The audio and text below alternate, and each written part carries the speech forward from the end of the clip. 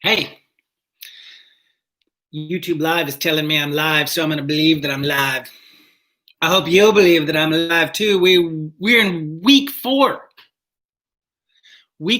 of English 104, a fiction class. And this week, we are going to be exploring a little tab open here, so forgive me that it's taking me a couple seconds to find it. There it is. We are going to be looking at the outcome that reads, understand traditional methods of literary analysis, mythological, psychological, sociological, and gender-based, at a basic level and apply them to form interpretations and evaluations of literary fiction. So this week, wow, that seems big. That's a lot. I hope that you have enjoyed the fiction that we have seen. I hope you have enjoyed the pace. I have to say that now that we're at week 4, this week might take a little bit more effort, a little bit more time, regardless of our contract levels, because, this is a meat and potatoes of the thing. It's getting harder. However, reading fiction and enjoying fiction should never feel arduous. So I have tried to make a balance between the fun in this. I mean, it's always got to be fun. You'll notice in the previous discussions, we've talked a lot about symbolism. That seems to be one of the, tools of literary analysis that people love the most. And some of the people in the discussions have mentioned how symbolism was used really in the background to highlight, for instance, the relationship between the two males in Apollo by Chimamanda Ngozi Adichie.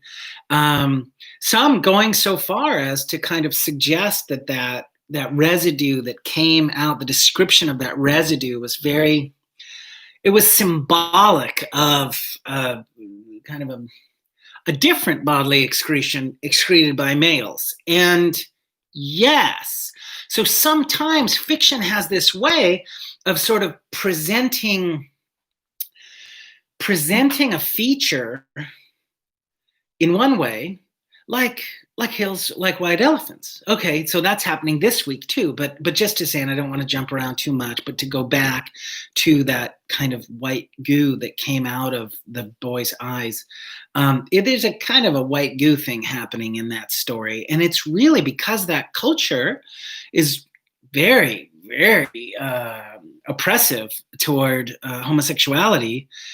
The white goo feature needed to be symbolized. She couldn't really come out and say it. She doesn't, I mean, we get it. But that's a pretty thick closet door, let us just say. And that's to preserve people's lives. The culture definitely couldn't handle what was really going on there. And that also ends up being part of what motivates all that conflict at the end. And, the story leaves us so unsettled. As I mentioned before, we probably should just flip right to the beginning of it and go again. And there's so much symbolism in fiction. And in fact, I couldn't even talk about symbolism without mentioning Hills Like White Elephants, which we read on Monday of this week. And I also have a couple other professors' videos here so that you can look at some other approaches. And in fact, I think I even wrote this somewhere. They talk about like that, why the white elephant, hills like white elephants. And I don't know, I find it very facile. This one of the conclusions that people make, and I won't spoil that, just watch their videos. But I do see in those Hills Like White Elephants pregnancy, not to spoil the story, which I kind of do, but this is a pretty classic story. And the fact that, I think it's just introductory. You will experience a little bit less confusion now if you know that one of those symbols has to do with pregnancy.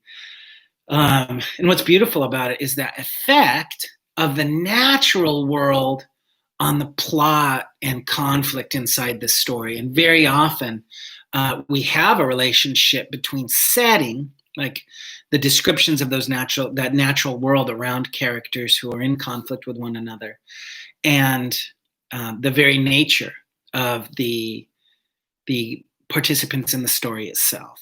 So we're getting a little bit deeper, and many of you have expressed, and I love it. I love reading your posts, and you express this desire to get deeper into fiction, and this is how we do it. By looking at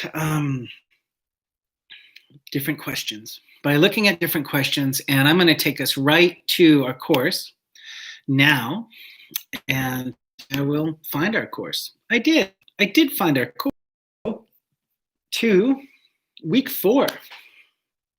And I'm going to reload this page because I just put so much energy into creating this link that if it's not there, thank goodness. Did you watch my face? Because I just put so much work into creating that that Due Friday piece, and it was not here. And I was like, oh no, but it is there. So here we are. Obviously, at the top of week 4, you're going to see a link to this video. Then, and I want to go through these links to clarify, because I think that there are some, I don't know, I'm trying to be as clear as I can, step by step by step, but I want no one to be confused. And in fact, I haven't gotten like the "hey, I'm lost" calls. As you know, you can always reach out to me, and a few people do. But luckily, hopefully this is going more smoothly. Just to say, this week will take a little bit longer. There's a little bit more reading here. So that's okay. Hopefully you enjoyed the free ride. Nobody's thought it was a free ride, I hope, but we are getting into critical approaches to literature, and that's our first link. And you will notice it's just like a URL, so you might think, there's no assessment for this. No, everything is assessment for this from now on. This is basically our textbook from now on, this whole thing. And it's only a few pages long, and 7. It's 7 pages long of really important questions and really important concepts as we start to dig deeper into fiction. Describe below are 9 common critical approaches to literature. The critical approaches to literature, the first one is the formalism. And those questions are like, how is this work structure unified? How do various elements of the work reinforce its meaning? Some of these questions at this point, you may not really be connecting. So just keep reading until one of these questions connects to your level, right? So what's the next question? What recurring patterns, repeated words, phrases, or images can you find? What is the effect of that pattern? Well, okay, repeated words. Okay, well, in Hills Like White Elephants, which I'll be reading on Monday, there's this moment where one of the characters says, please, please, please, please, please. I think it's 5. That's something to notice.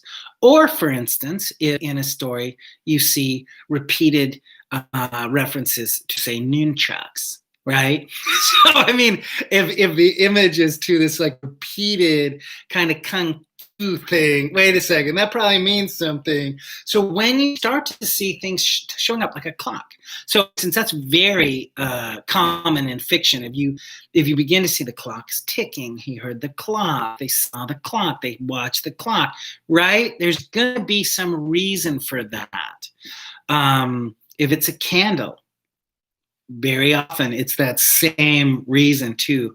The finite nature of the candle, the fact that a candle burns out, the fact that you can burn a candle at both ends. This course asks you to look at fiction through the lens, a thinker lens, and ask these kinds of questions. Why are we seeing this?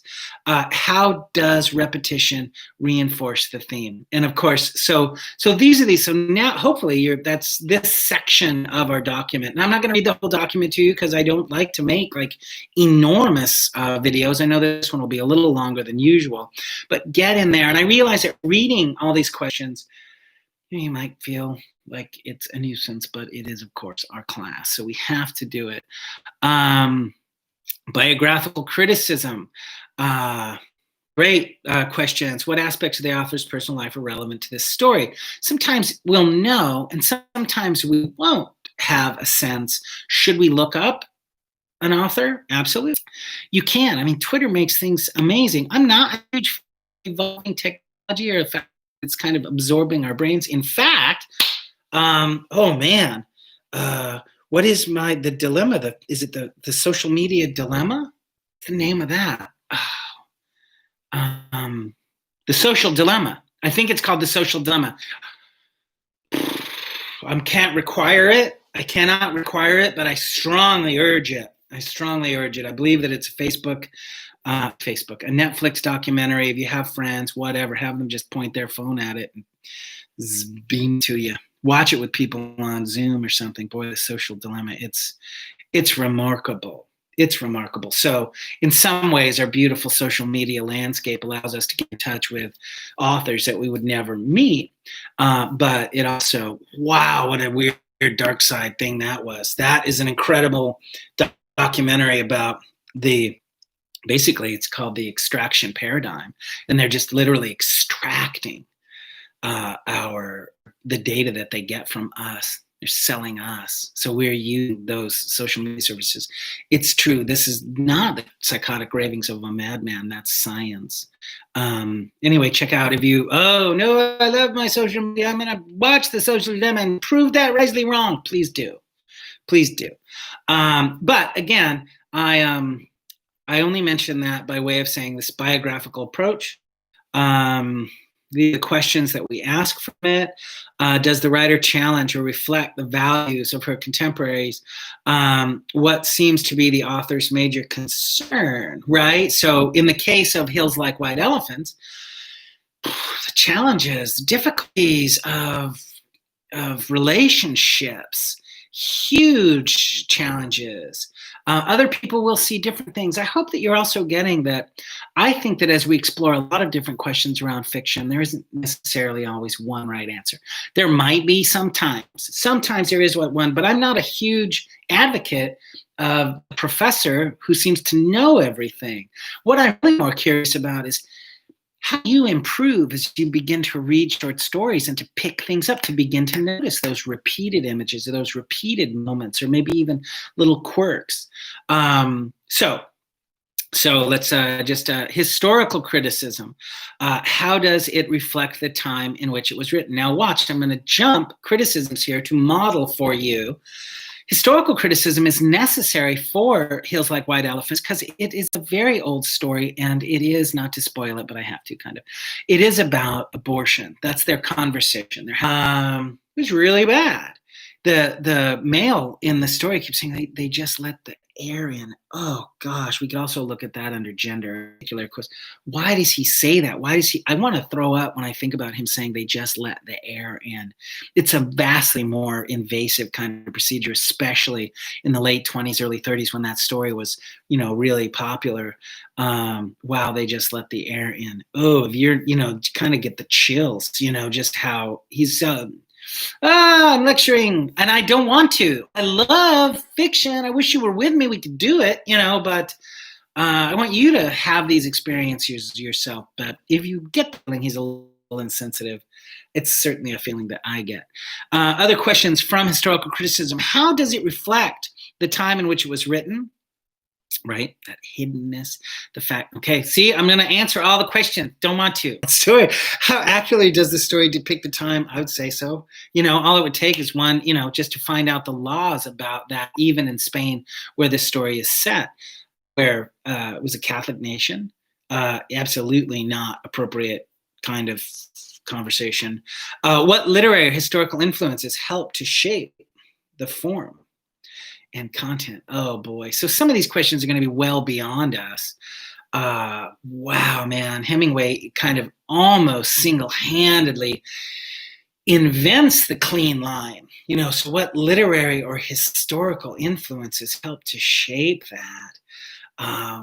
Man, Upton Sinclair. See, that's the thing. I mean, like I know a lot of those other contemporary writers that he might have read. Certainly not, say, Melville. Melville's line is long, descriptive, rich, filled with the kitchen sink and the whale blubber. Have I mentioned Moby Dick in here before? We're not going to read it, but I strongly recommend it. You can get audio versions of it kind of everywhere, so enjoy that for free. So again, two American writers, totally different. So when we look at a question like what literary historical influences help shape that form, well, he's a modernist. So he was shaped by a reaction, and I'm not going to do this lecture. I'm not going to assess for modernism here. I'm not. Take a 300 level fiction. Well, this is a 100 level fiction course. See, that's the thing. You just got to enjoy it. But you should know that writers stand on the shoulders of the generation that preceded them, especially Hemingway is really such a good example of somebody who's just he's tired of Dickens. Just to say, he's tired of Dickens. I would answer that question. What literary historical influence was up to Shepard? Dickens, mostly. Dickens was hugely popular towards the end of the 1800s and early 1900s. And his line in description, he is so long. I mean, I love him now, but when I was young, a new reader of fiction, I couldn't do it. I love it now. Obviously, I like Melville, I like Dickens. I love Dickens, but it takes a while. Be kind to yourself on your journey into literature, because you got to find the writer that does it for you. Obviously, I found mine. I've mentioned Bukowski a number of different times, but I have matured beyond that. But that's what it took for me. It took that. Maybe it's Stephen King for you, and then there's other big questions that we could use here to find out, which of Stephen King's work rises to this notion of literature. And that's a part of this class too. That's when we're starting to talk about the aesthetic evaluation of fiction.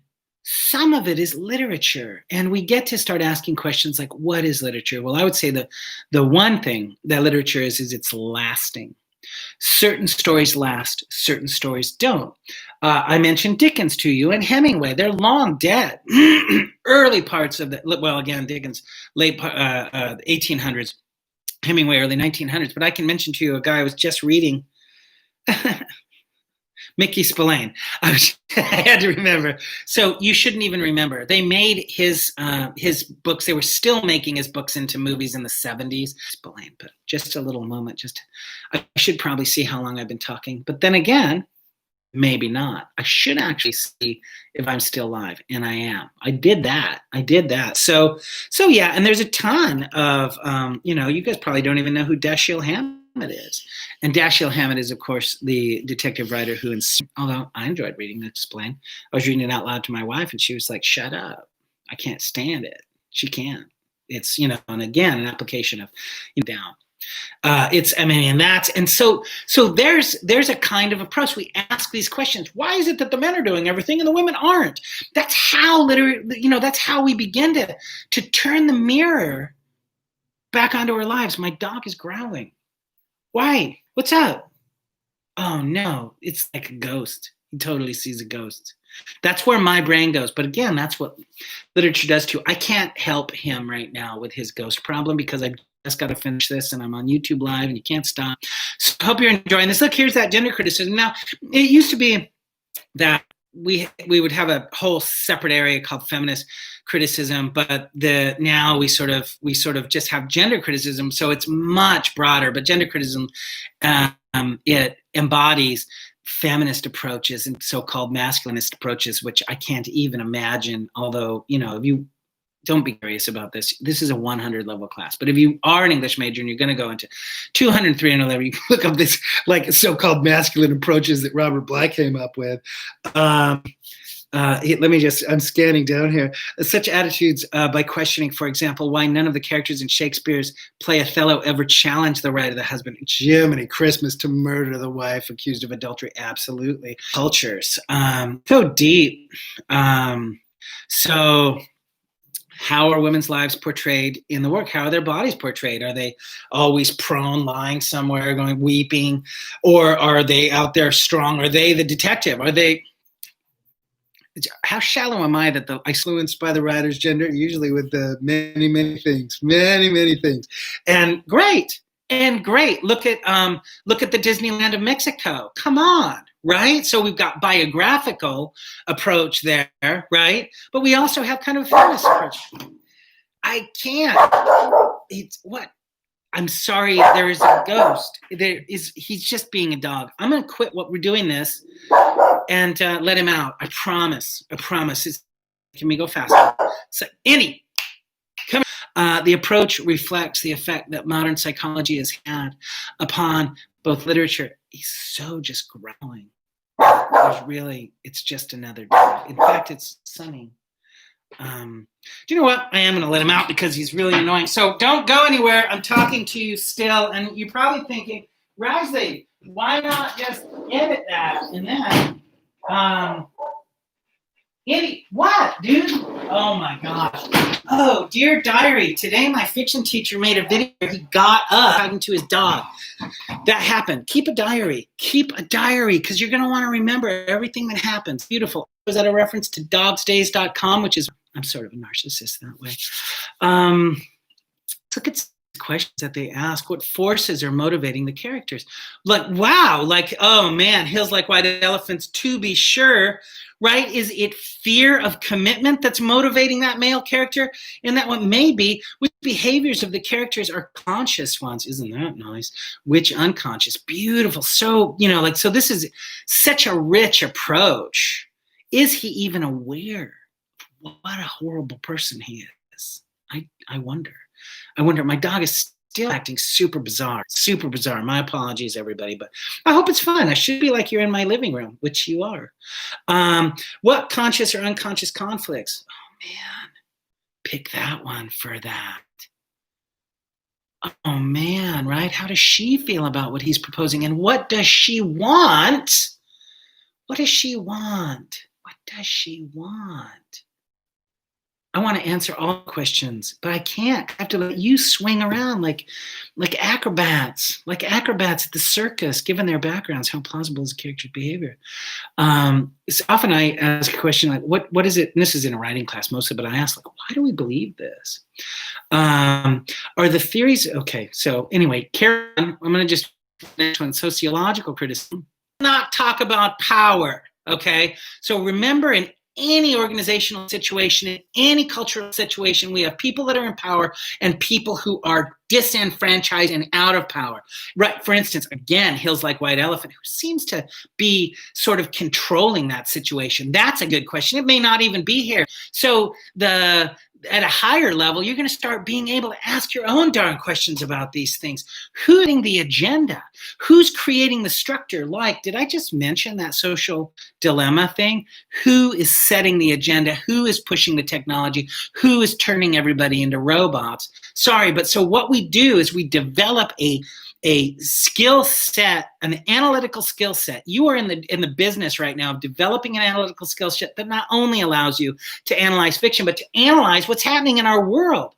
And just in case people are like freaked out, I'm flying the flag every single day. I'm flying the flag every single day. But honest to goodness, the skills we learn here, they are applicable to our real world, especially under the conditions of this so-called social dilemma documentary.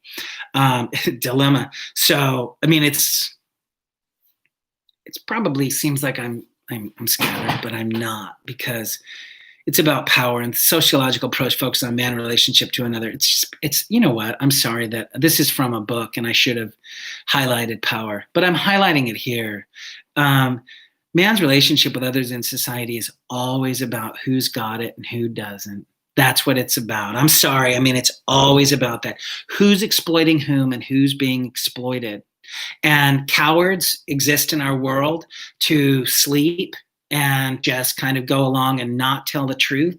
And the fact is, this is on video, but you know what? At some point, you have to watch, say, a video like The Social Dilemma and realize, wait a second, where's the power? Who's exploiting whom?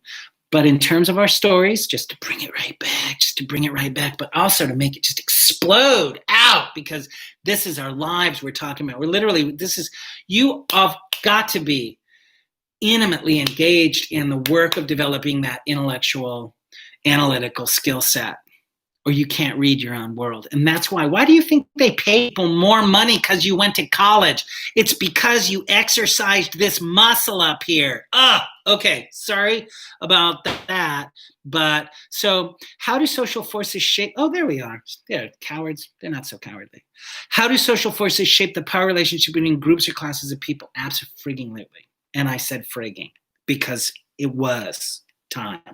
Who has the power, who doesn't, and why? Well, good for you. Good. I take it back that I called them cowards. But again, I'm literally like just jumping at the podium with this stuff. It's powerful. Do you want to know what? I had an entire term with a dude who every day came in, and he was an instructor. His name was Jerry Rosen. He wrote great novels, and every day he'd start off his classes, and he would say, "I'm so angry." It was liberating to me. I did 16 weeks with a guy who came in saying, angry is okay. I'm so angry. He would say, and then he would open our minds to like some other thing happening. It was wild. It was wild. That was a wild experience. It's not one that I do, obviously. I have saved you my vitriol until week 4. How does the story reflect the great American dream? Promises offered. I don't even know that your culture, like, I mean, and I'm sorry, talking Gen Z, my son is now 19. We don't even talk about the great American dream anymore, man. We don't. I'm gonna have to get focused on the questions in front of us, or I'll lose it. So how does this story reflect urban, rural, suburban values? What does the work say about economic, social power? Who has it and who doesn't? There, good. Any Marxist leanings, evidence? No, oh my gosh. Oh my Lord. What a manipulative phrase. I just read the phrase. I want to delete it. Look at how language is used to kind of like, just like make people terrified of ideas. That's all. That's all. I won't delete it. Oh no. Are there any Marxist leanings evident? Because we should be terrified of people who question who is in control of the means of production and who isn't. That's all Marxism is. It's an analysis of who controls the means of production and who gets exploited. Who's being offered $8.25 an hour to work someone making $8 million an hour? That's a wrong thing to ask, is it? Okay. I know this is a video, so whatever, I just asked it. I hope it's not. Oh no. He said, wow, maybe we should ask questions about who makes $8 million an hour and who makes $8 an hour. The questions can't hurt us. They cannot hurt us. We've got to start asking questions.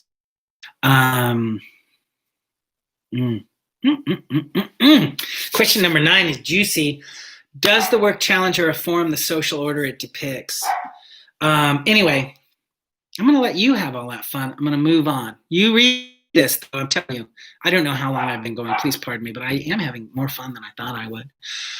Okay, this is like the meat and potatoes of this class, archetypal and mythological criticism. If you're feeling like a basic entry-level student in a 104, stick with these questions. It's super easy. It's really good. Okay, I even have like cartoons and stuff. Scroll down, you can see how does the story resemble the plot characters, its setting, its symbolism, what universal experiences, but don't even worry about that because I've got these and I want everybody to look at these. They're like cute little animated things. This is like, and there will be stuff on the midterm and the final that do these. So I know it's a long document, but here I've read half of it to you. My dog is now barking. It's not at Ghost this time. I'll just keep talking so that I'm not, like doing this with my dog is fun. Come on in. Here, everybody wants to see you. Everybody wants to see you because you're a pill. Look, it's me and my dog. He's afraid of ghosts. He's afraid of ghosts. I can't. Was I doing something? Were we doing something? I'm joking. I know, but everybody loves your dogs too. I love the dog. I can't stand it. I have to quit loving the dog. Goodbye. All right. I have 4 videos down here for you. They're not 2 videos and 2 sort of documents to look at. One's a video about the allegory of the cage, and there's a stage of the allegory of the cage. Like that, it's all covered in the video, but the other thing just sort of just breaks it down. Same with the hero's journey. I would say the 2 mythological approaches are relatively simple, but so the allegory of the cave differs from the hero's journey in the sense that we have a story where a protagonist exits this cave. They're going to explain all that to you. And then he sees the real world. He's being imprisoned and he comes out, he's grinching in the sunlight, and he realizes he's got to liberate his friends. They're in jail. He goes back to get them out. And you're going to see some stories where somebody learns something incredible and they go back to their friends wherever they are in the story. And then of course they're rejected because nobody likes to learn anything new. They just don't, because of fear of the new. Anyway, it gives us a great opportunity to in undergrad we called reader response theory, but it's called reader response criticism now. How does the meaning of the text change as you reread it? I love that. And I think that we've already seen that. I had a second reading of Apollo by Chimamanda Ngozi Adichie. Everything changes, man, right? But then, of course, we leaning back, it all changes because it's all perfectly clear. We have that whole flashback thing is now no longer a flashback, It all changes. And you could discuss that in questions. How do your values alter your perceptions of the text? Beautiful. Right? We've probably had, even me talking to you in this video. Anyway, I hesitate about being too on the nose. I don't want to be on the nose, but if there's anything that I've said, that guy, those are your values talking. It's not even you. It's your values. That guy, what's he even talking about? That question was skeptical of Marxism. We should all be skeptical of Marxism, right? We should all be skeptical of Marxism. We should all be skeptical of capitalism. What? How could you possibly say that? Oh no, values again? How do we ask questions if we can't talk? That's all. So that's kind of, reader response criticism asks us to ask ourselves, who are we and how is my position affecting my ability to view things? How have readers in different periods or different ages interpreted the text? Again, some of this is like for later. Pick the questions that you can answer. Let me get back to, I just spent so much time on that document. I'm worried that boring you to tears or whatever, but we've only got 2 more links here. We've got the Hills Like White Elephants that I'm not even up. I think I just ask you to pick some questions and explore them according to your criteria, for your grade contract. And then actually it's pretty tough. So now hang on, Chris, stop using your voices. I clicked on the link to clicked on the link. It's cool. That's 37 minutes. This is really long. Now I have to find the tab that I was in. So, oops. Asking questions about the story from the Sun magazine. That's me. Okay, that's where I am. It's supposed to be due Friday, asking questions about a story from the Sun magazine. I hope this is fun. It is a long video, though. My apologies. But you know what? Yay! We're going to have so much fun. To explore using critical purchase. That's us. Critical thinking, creative thinking, engagement. And then there's your criteria section. Definitely read all that. Visit Sun magazine's repository. You know what? I'm going to do that. I'm going to let you read all this. I'm going to try to shut up because it's not fair. It's not fair. Nobody wants to sit down and read a bill. Hey, I clicked a link, but now my machine's not opening it up. And we'll just see what happens. Just go oh, Sun magazines, this is awesome. I've never heard of the Sun magazine. I have. I love them. Oh, I have some. I was going to show them to you. I have physical ones, but I don't want to leave the camera again. They look like this. I just clicked on one, and, it's cool. Of course, the table of contents. And to find short, it says in 5, it's The Wake by Emily Rinkeman. Now, I don't know, they're 10, 11, or 12 or something. If you like them, I can add up more. Story, most of us, people going for the A contract, you'll have to find 2 that you like and then respond to those. But I'm going to scroll on down to 44, and I can do it pretty rapidly, even though I am sort of stressing the CPU of my computer. So now I've scrolled down and it's just black, but continuing to talk. Well, I need the image, but it's not there yet. Remember when it wouldn't even open up a tab? So it hasn't worked yet, and I just got this. Were it here, I would read you the first line of the story, and we go thumbs up or thumbs down.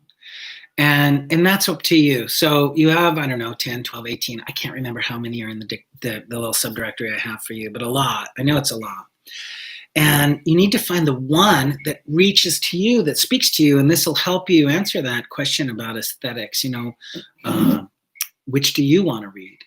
But after you read it, you get really into it, you look at those repeated images, you kind of discover creepy symbols that might be in it. Why does this keep showing up? Whichever. Then you get to go back to a critical approaches document and find those